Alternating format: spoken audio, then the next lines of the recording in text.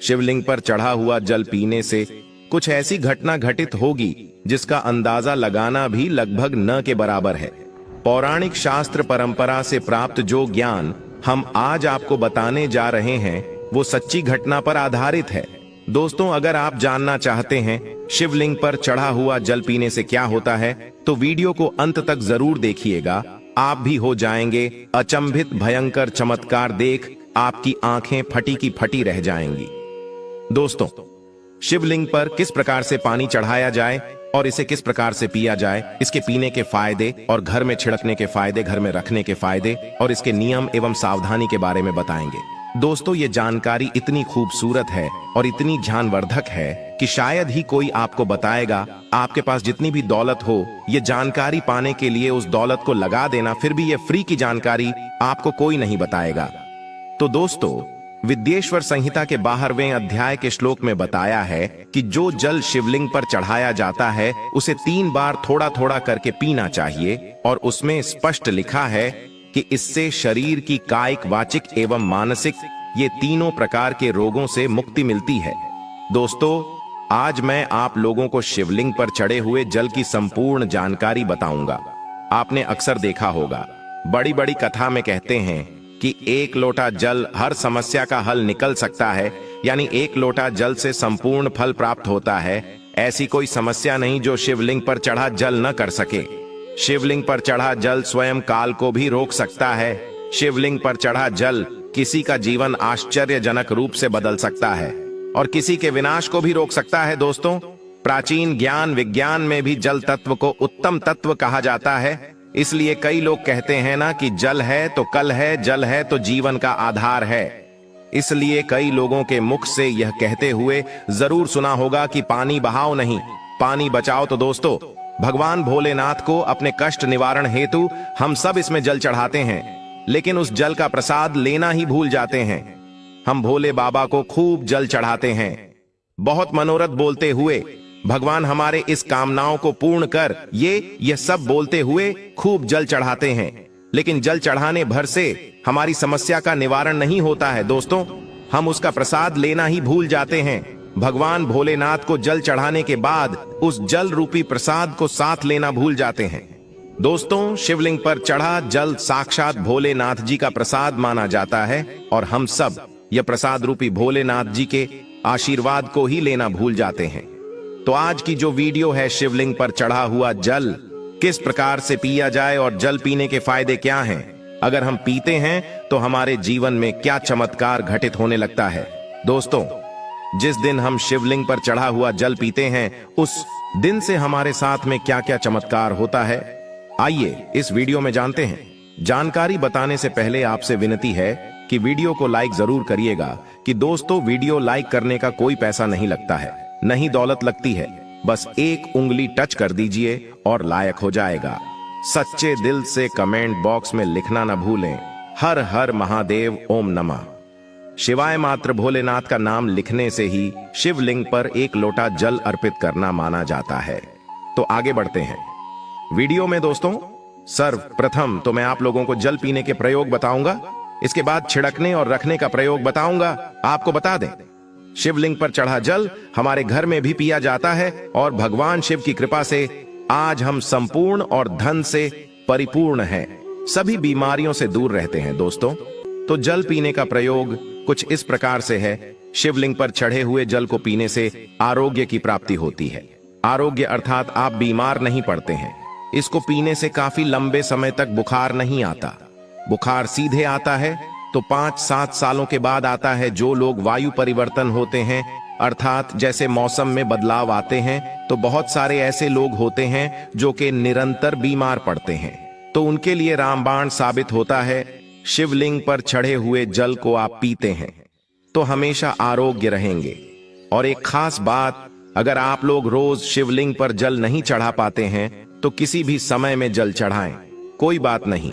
आप शिवलिंग पर चढ़े हुए जल को इकट्ठा करके किसी बड़े से बोतल में एकत्रित करके रख लीजिए और थोड़ा थोड़ा नित्य पीजिए। यह जल पीने से आपको आरोग्य की प्राप्ति होती है। यदि आपकी आंखों में बार बार दर्द होता है, धुंधलापन सा आ जाता है, चश्मा लग गया है, दिखाई कम पड़ता है, सुबह उठते समय आंखों में दर्द होता है, जलन होती है, तो ऐसे में शिवलिंग पर जल से चेहरा धोने से, आंखों पर जल छिड़कने से आंख संबंधित बीमारी रोग दूर हो जाते हैं।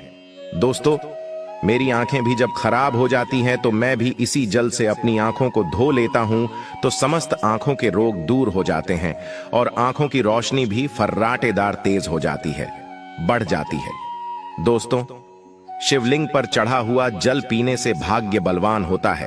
अर्थात अगर आपका दुर्भाग्य आपका पीछा नहीं छोड़ रहा है, आपकी किस्मत आपका साथ नहीं दे रही है, आप किसी भी परेशानी से जूझ रहे हो, आप किसी भी शरीर की पीड़ा से जूझ रहे हो, तो शिवलिंग पर चढ़ा हुआ जल पी लीजिए।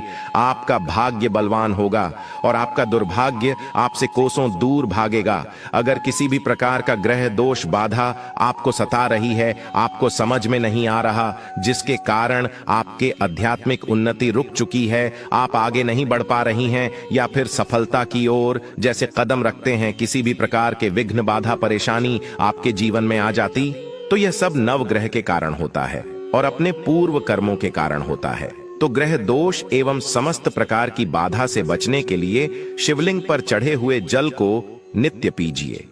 आपकी कैसी भी ग्रह नक्षत्र की पीड़ा आपको सता रही है, वह जड़ से समाप्त हो जाएगी। दोस्तों, शिवलिंग पर चढ़ा हुआ जल पीने से शरीर का जो कायाकल्प होता है, अर्थात जैसे कि आपके शरीर में बुढ़ापा आ चुका है, आपके शरीर में ताकत नहीं बनती, आपके शरीर में जोश नहीं है, आपके शरीर में शक्ति नहीं है जो कि पहले थी, तो अगर आप भी उन्हें अपने शरीर का कायनात करना चाहते हैं, तो अपने शरीर में नई ताकत लाना चाहते हैं, नई ऊर्जा का एहसास करना चाहते हैं, तो शिवलिंग पर जल को पीना शुरू कर दीजिए।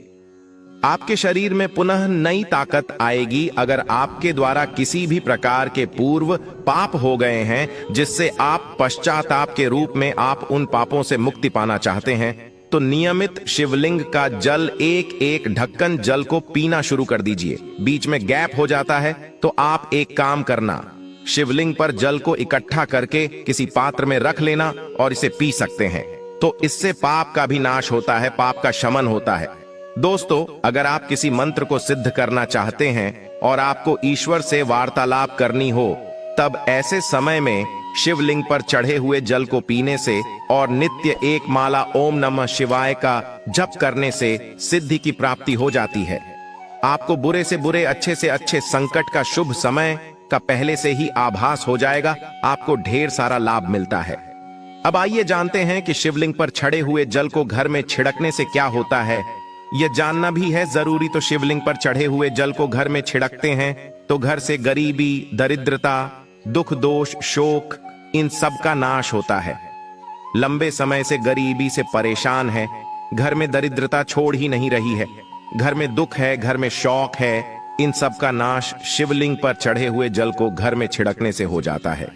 दोस्तों, अगर आप चाहते हैं कि आपके घर में स्थायी लक्ष्मी का वास हमेशा बना रहे, तो नित्य पूजा करने के बाद घर में शिवलिंग पर चढ़े हुए जल का पानी जरूर छिड़कें और इसी के साथ आपको धूप का धुआं जरूर दिखाना है, लोबान का धुआं दिखाना है। तो इससे आपके घर में स्थायी लक्ष्मी का वास हमेशा बना रहता है और अन्नपूर्णा का भंडार भरा रहता है। दोस्तों, शिवलिंग पर चढ़े हुए जल का पानी घर में छिड़कने से घर तीर्थ जैसा पवित्र हो जाता है। घर में रहने वाले सभी लोगों का जो आचरण होता है, व्यवहार होता है, बहुत ही सुंदर होता है। सोचने समझने की क्षमता भी और लोगों की तुलना में 1000 गुना ज्यादा वृद्धि होती है और आपके घर में हमेशा एकता बनी रहती है। किसी भी प्रकार की लड़ाई झगड़ा आपके घर में कभी नहीं होता है। दोस्तों, मैं ईश्वर की सौगंध खाता हूं, तो आप नित्य शिवलिंग पर चढ़े हुए पानी का छिड़काव करें। आपके घर का वातावरण पवित्र रहेगा और हमेशा घर में सकारात्मक ऊर्जा का वास रहेगा और शिवलिंग पर चढ़ा हुआ पानी जिस घर में छिड़का जाता है, वह घर तीर्थ जैसा हो जाता है। उस घर में साक्षात लक्ष्मी नारायण वास करते हैं। समस्त तीर्थ एवं देवी देवता गण वहां पर वास करते हैं और आपके घर में सुख शांति हमेशा बना रहता है। घर का वास्तु दोष समाप्त हो जाता है। शिवलिंग पर चढ़े हुए जल को छिड़कने से यदि अगर आपको लगता है कि आपके घर में धन नहीं रुकता है, या फिर आपके घर में नाना प्रकार के भयंकर दोष, पितृदोष, नजर दोष, शनि दोष, काल सर्प दोष, मंगल दोष होना शुरू हो चुके हैं, जैसे अचानक से घर में आग लग जाना, कई प्रकार की ऐसी जो क्रियाएं हैं जो घर में वास्तु दोष लगने के कारण होती है। घर में किसी व्यक्ति का अचानक से बीमार हो जाना आदि कहीं ग्रह दोष के कारण होता है। तो घर में जितना जल्दी हो सके, चाहे कुछ भी हो जाए, तब आप बिना देरी करें शिवलिंग पर चढ़े हुए जल को छिड़कना शुरू कर दीजिए। घर के सारे वास्तु दोष अपने आप समाप्त हो जाएंगे। दोस्तों, ये सभी दोष घर में तब उत्पन्न होते हैं जब घर में काल का वास हो जाता है, और जो महाकाल का भक्त हो तो उसका काल भी क्या करेगा। जिस घर में शिवलिंग पर चढ़ा जल का छिड़काव होता है, उस घर से काल भी जाने से थर थर कांपता है। उसे घर में नकारात्मक ऊर्जा कभी प्रवेश नहीं करती, क्योंकि उस घर की रक्षा स्वयं शिव के गण करते हैं। आपके घर की डोर और आपके जीवन की डोर शिवगण के हाथों में आ जाती है। अब आप बस धन कमाएं और पूजा भक्ति में लग जाएं। आपका बाल बांका भी नहीं होगा, बल्कि आपका कल्याण ही होगा। दोस्तों, यदि घर पर अगर किसी की गंदी दृष्टि लग गई है, गंदी नजर लग गई है, बद्दुआ लग गई है, काला जादू लग गया है, तो आप अभी से अपने घर को बचाना चाहते हैं तो शिवलिंग पर चढ़े हुए जल का छिड़काव आप अपने घर में अवश्य करें, और एक छोटी सी बोतल में, छोटी सी सीसी में शिवलिंग के चढ़े हुए जल को इकट्ठा कर लीजिए और घर के मुख्य द्वार पर लाल कपड़े के माध्यम से बांध करके टांग दीजिए। तो आपके घर में किसी भी व्यक्ति को किसी के हाय, बद्दुआ एवं बुरी नजर नहीं लगेगी। अब आइए इस वीडियो में जानते हैं कि शिवलिंग पर चढ़े हुए जल को घर में रखने से क्या क्या फायदा मिलता है। दोस्तों देखिए, इसे उत्तर और पूर्व दिशा में रखने से या घर के द्वार पर रखने से सदा आपके घर में सुख शांति का वास बना रहता है। पूजा में रखने से यह एक बूंद रोज नित्य पीने से आपकी आध्यात्मिक उन्नति होगी। शिवलिंग पर चढ़ा पानी जमीन के अंदर रखने से, दोस्तों ध्यान से सुनिएगा, शिवलिंग पर चढ़ा पानी जमीन के अंदर बेल पत्र के साथ दबाकर के एक तांबे के लोटे में इसे 1 फुट अर्थात 1 हाथ के आसपास नीचे दबा करके रखते हैं तो आपके घर में कभी अकाल मृत्यु नहीं होगी। यदि कोई रोगी है तो उसे शिवलिंग के जल को नहाने वाले पानी में मिलाकर नहाने से, यानी कि दोस्तों उसमें 2 बूंद डालकर के स्नान कराने से उनको लाभ मिलेगा। कोढ़ भी धीरे धीरे खत्म हो जाएगा। अगर आपकी स्किन से खाल खराब है तो वह भी ठीक हो जाएगी। उनके रोग जल्दी ठीक हो जाएंगे, वह स्वस्थ हो जाएंगे। दोस्तों आइए इस वीडियो में जानते हैं कि शिवलिंग पर चढ़ा हुआ पानी कैसे इकट्ठा करें। तो शिवलिंग पर पानी डालते समय जलहरी, जिसे हम शिवलिंग का निचला भाग बोलते हैं, जिसे हम योनि भाग भी बोल सकते हैं, तो इसके नीचे जहां पर शिवलिंग के ऊपर में आप जल चढ़ाते हैं, उसका जो लास्ट छोड़ होता है जिसे हम जलहरी बोलते हैं, तो उसके नीचे में एक पात्र रख दीजिए। तांबे का पात्र रखना है और इसमें आपको शिवलिंग पर चढ़े हुए जल को इकट्ठा करना है, एकत्रित करना है, और इसे शिवलिंग पर माथा टेकने के बाद ही, भोलेनाथ का स्मरण करने के बाद ही प्रसाद समझकर के इकट्ठा करके रखना है। तो ये होता है जल इकट्ठा करने का नियम। अब आइए कुछ नियम के बारे में जानते हैं। तो इस पानी पर किसी की छाया मत पड़ने देना।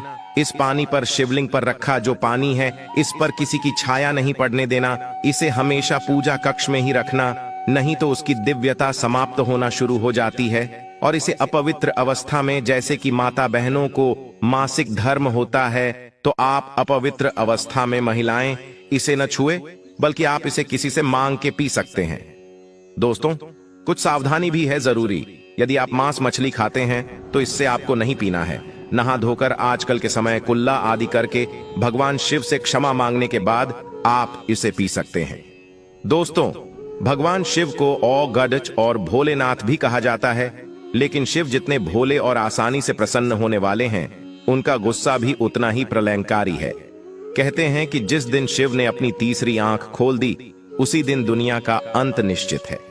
दोस्तों पौराणिक मान्यता के अनुसार जो व्यक्ति वर्ष भर कोई व्रत उपवास नहीं रखता है और वह मात्र महाशिवरात्रि का व्रत रखता है, तो उसे पूरे वर्ष के व्रतों का पुण्य प्राप्त हो जाता है। शिवरात्रि पर 4 प्रहर की पूजा अत्यंत फलदायी होती है। शिवरात्रि पर 4 प्रहर की पूजा से सभी प्रकार की कामनाएं पूर्ण होती हैं। अगर दोस्तों किसी को संतान प्राप्ति की मनोकामना हो तो आप यह उपाय अवश्य करें। 101% आपको संतान की प्राप्ति होगी। शिवरात्रि के दिन आटे से 11 शिवलिंग बनाएं व 11 बार इनका जलाभिषेक करें। इस उपाय से संतान प्राप्ति के योग बनते हैं। अगर दोस्तों आपकी कोई मनोकामना हो तो शिवरात्रि पर 21 बिल्व पत्रों पर चंदन से AUM नमः शिवाय लिखकर शिवलिंग पर चढ़ाएं।